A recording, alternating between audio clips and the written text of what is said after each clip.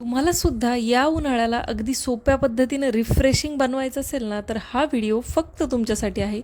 Tips आणि ट्रिक्ससह video तुमच्यासोबत share केला आहे, त्यामुळे शेवटपर्यंत नक्की पहा. उन्हाळा चालू झाला की गुलाबाच्या शरबतच्या बाटल्या आपण विकत घ्यायला सुरुवात करतो. पण तेच गुलाबाचं शरबत अगदी 3 साहित्यात घरच्या घरी बनवून तयार होतं. 4 ते 5 महिने आरामात टिकतं. या गुलाबाच्या शरबतापासून आपण भरपूर पदार्थ बनवू शकतो. चला तर मग वेळ न घालवता रेसिपीला सुरुवात करूया. आपण बनवत आहोत गुलाबाचं शरबत घरगुती पद्धतीने, किंवा ज्याला आपण रूह अफजा सुद्धा म्हणतो.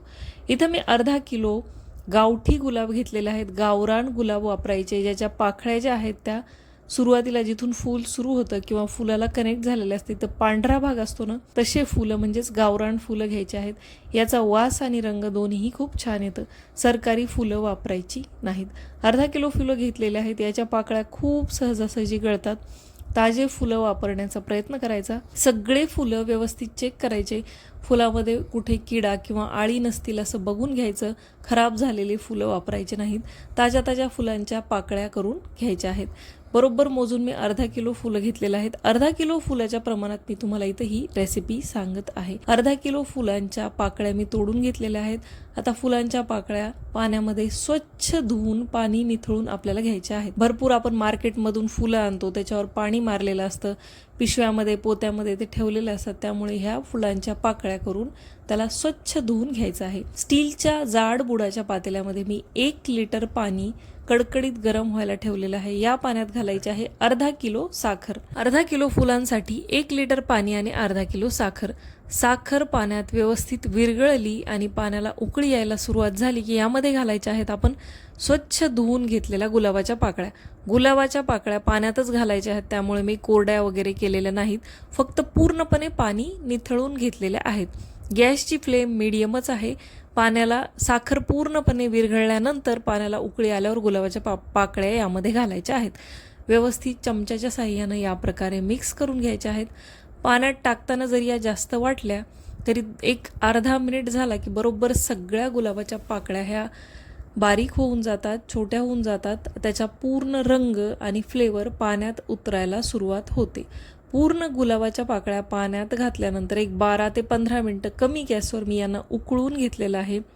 बरोबर 10 ते 12 मिनिटांनी पूर्ण गुलाबाचा रंग या पाण्यात उतरतो आणि गुलाबाच्या पाकळ्यांचा रंग आपल्याला कमी दिसायला लागतो. तुम्ही बघू शकता पूर्णपणे या पाण्यात उकळून तयार झालेल्या आहेत. तर कुठलीही एखादी चाळणी किंवा स्टीलचं या प्रकारे जे आपण भजे वगैरे तळायला वापरतो भांडं, ते घ्यायचं आहे आणि याने आपल्याला सगळ्या पाकळ्या या बाजूला काढून घ्यायच्या आहेत. गुलाबाच्या पाकळ्या या पाण्याच्या बाहेर काढताना व्यवस्थित आपल्याला निथळून काढायच्या आहेत, कारण भरपूर असं पाणी यामध्ये येतं. खूप दाबून वगैरे घ्यायच्या नाहीत, फक्त व्यवस्थित निथळून बराच वेळ बाहेर काढायच्या आहेत. आपण जर याला दाबण्याचा वगैरे प्रयत्न केला तर पाकळ्यांचा अंश या गुलाबाच्या पाण्यामध्ये जातो आणि त्यामुळे आपलं गुलाबाचं शरबत खराब होण्याचे चान्सेस असतात. व्यवस्थित गुलाबाच्या पाकळ्या काढून घेतलेल्या आहेत. तुम्ही पाणी बघू शकता, मस्त चॉकलेटी रंग याला आलेला आहे. आता यामध्ये मी घातले आहे अर्धा चमचा लिंबू सत्व, ज्याला सायट्रिक ॲसिडसुद्धा म्हणलं जातं. हे तुमच्याकडे असेल तर घाला, तुम्हाला आरामात किराणा दुकानात मिळेल. आणि जर नसेल तर एका लिंबाचा रस 1 लिटर पाण्यासाठी घालायचा आहे. एका लिंबाचा रस घातला तरी काहीच हरकत नाही. सायट्रिक ॲसिड घालून झाल्यानंतर कमी गॅसवर याला मस्त सोडून द्यायचं आहे. अधूनमधून हलवायचं आहे व्यवस्थित याची चाचणी होईपर्यंत. पूर्ण 1 लिटरचं रोज सिरप बनण्यासाठी मला बरोबर पाऊण तास वेळ लागला होता. कमी गॅसवर पाणी ठेवल्यापासून ते सिरप बनेपर्यंत मला पाऊण तास वेळ लागलेला होता. तुम्ही बघू शकता मस्त आता याला घट्टसर बनायला सुरुवात झालेली आहे आणि याच स्टेजला याचा आपल्याला गॅस बंद करायचा आहे. हे जरी गरमीमध्ये आपल्याला पातळ दिसत असेल तरी थंड झाल्यावर हे एकदम घट्ट बनतं. आणि ते जर तुमच्या लक्षात येत नसेल तर या स्टेजला म्हणजे 1 लिटर पाण्याचं जेव्हा अर्धा लिटर पाणी राहतं तेव्हा थोडंसं कपामध्ये वगैरे याला बाजूला काढून बघायचं. थंड झाल्यानंतर घट्ट झालं की गॅस बंद करायचा. आता मस्त या गुलाबाचं किंवा रोज सिरपचं शरबत कसं बनवायचं, तर थोडंसं रोज सिरप जे आपण बनवलेलं आहे ते घ्यायचं, लिंबू पिळायचं, थोडंसं मीठ किंवा काळं मीठ घालायचं आणि यामध्ये सोडा घालायचा, बर्फ घालायचा, सब्जाच्या बिया घालायच्या. अप्रतिम चवीचं रिफ्रेशिंग शरबत उन्हाळ्यात बनवून तयार होतं. कुणी पाहुणे आले किंवा आपल्याला इन्स्टंट काही कूलर प्यायचं असेल, शरीराला थंड करणारा पेय प्यायचं असेल तर हे सगळ्यात छान आहे.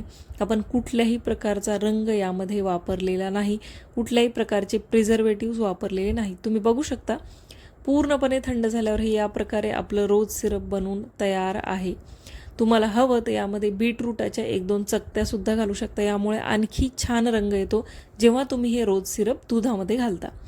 मी कुठलाही रंग किंवा बीटरूट घातलेलं नाही, त्यामुळे तेवढा डार्क याचा रंग येत नाही, पण कलर आणि फ्लेवर अगदी ओरिजिनल येतो. गुलाबाचा फ्लेवर आपल्याला पिताना येतो.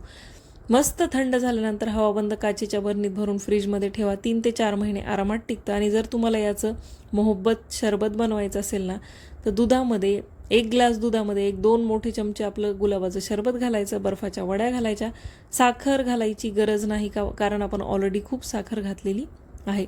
सोबतच थोड्याशा टरबुजाच्या बारीक केलेल्या फोडी घालायच्या, 1 चमचा भिजलेला सब्जा घालायचा. मस्त मोहब्बतचं शरबत आपलं बनून तयार होतं. या उन्हाळ्यात हे रोज सिरप ट्राय करून नक्की बघा आणि व्हिडिओ आवडला तर लाईक, शेअर, सबस्क्राईब जरूर करा.